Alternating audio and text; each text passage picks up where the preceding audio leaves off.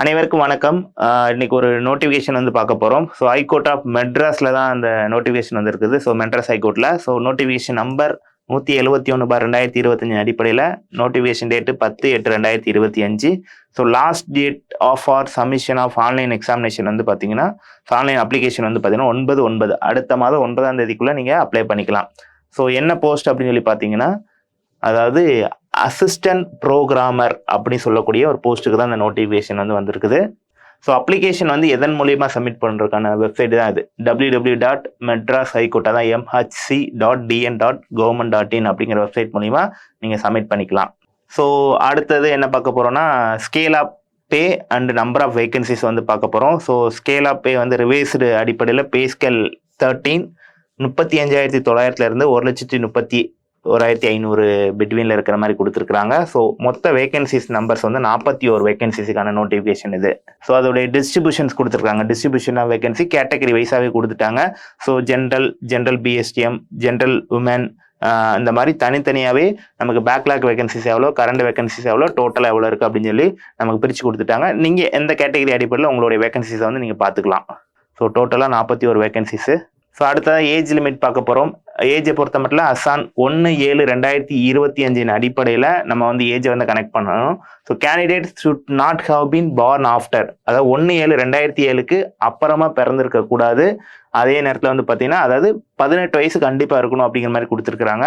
அதே மாதிரி 1/7/2025 அடிப்படையில் உங்களுக்கு வந்து பார்த்தீங்கன்னா maximum age limit should not have கம்ப்ளீட்டடாக இருக்கணும்.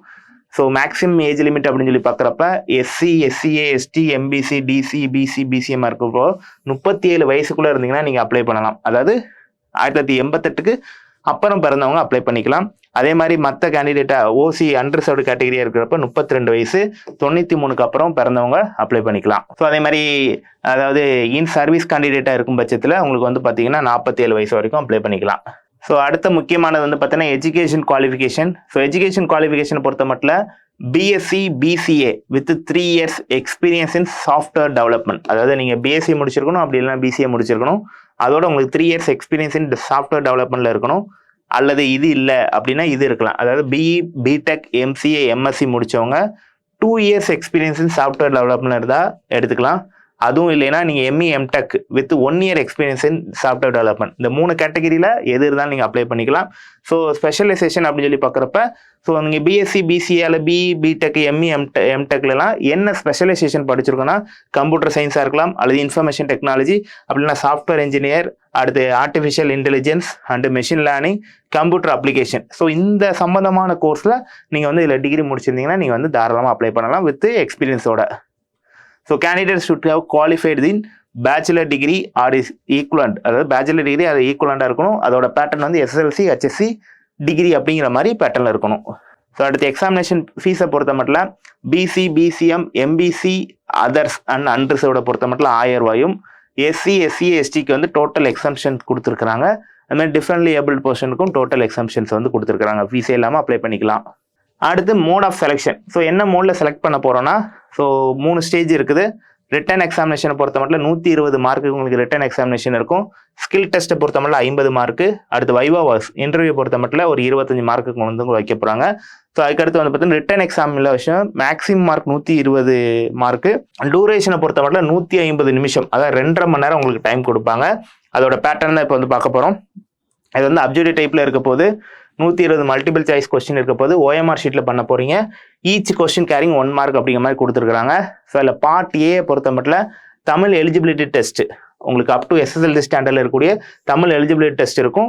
இது வந்து பார்த்தீங்கன்னா ஃபார் டிஃப்ரெண்ட்லி ஏபிள் பர்சனாக இருக்கும் பட்சத்தில் நீங்கள் வந்து அந்த தமிழ் எலிஜிபிலிட்டிலேருந்து இங்கிலீஷ் கூட நீங்கள் செலக்ட் பண்ணிக்கலாம். இதில் வந்து மொத்தம் 50 கொஸ்டின்ஸ் இருக்கும், 50 மார்க்கு. 20 மார்க் வந்து மினிமம் குவாலிஃபிகேஷன், இல்லை எந்தவித நெகட்டிவ் மார்க்குமே இங்கே கிடையாது.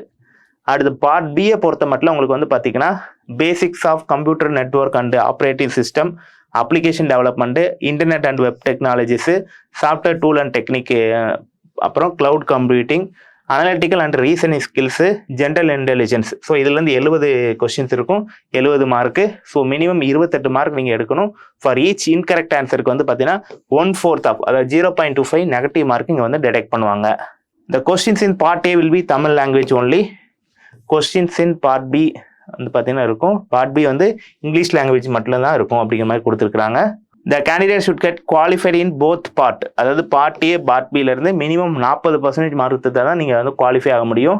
அடுத்து என்ன சொல்லணும்னா mark secured in part B alone will be consider for short listing. Part பியில் நீங்கள் எடுக்கக்கூடிய மார்க் தான் உங்களுக்கு ஷார்ட் லிஸ்ட் பண்ணுறதுக்கு உங்களுக்கு கன்சிடர் பண்ணுவாங்க. ஸோ அதுக்கப்புறம் வந்து பார்த்தீங்கன்னா ஸ்கில் டெஸ்ட்டை பொறுத்த மட்டும் 20 மார்க் இருக்க போது. இந்த ஸ்கில் டெஸ்ட்டை பொறுத்த மட்டும் ப்ரோக்ராமிங் ஸ்கில்லை வந்து உங்களுக்கு செக் பண்ண போகிறாங்க. ஸோ அதில் அதனுடைய டீட்டெயில்ஸ்லாம் அங்கே கொடுத்துருக்குறாங்க. ஸோ அதுக்கப்புறம் உங்களுக்கு வைவா வாய்ஸ் இருக்க போது. ஸோ அது வந்து பார்த்தீங்கன்னா உங்களுக்கு 10 மார்க்குக்கு இருக்கும். ஸோ மினிமம் குவாலிஃபைங் மார்க் வந்து 10 மார்க்ஸு. ஸோ மேக்ஸிமம் மார்க் வந்து 25 மார்க்ஸு. ஸோ மினிமம் இது எடுக்கணும். ஸோ அடுத்து அதனுடைய டீட்டெயில் சிலபஸ் வந்து கீழே கொடுத்துருக்குறாங்க, ஒவ்வொன்றுக்கும் என்னென்ன சிலபஸ் அப்படிங்கிறது. ஸோ இந்த பிடிஎஃப் வந்து உங்களுக்கு டிஸ்கிரிப்ஷனில் கொடுக்குறோம். ஸோ இதுக்கு எலிஜிபிள் இருக்கிறவங்க கண்டிப்பாக அப்ளை பண்ணுங்கள். தேங்க்யூ. சுரேஷ் IAS அகாடமி, வெற்றியின் முகவரி.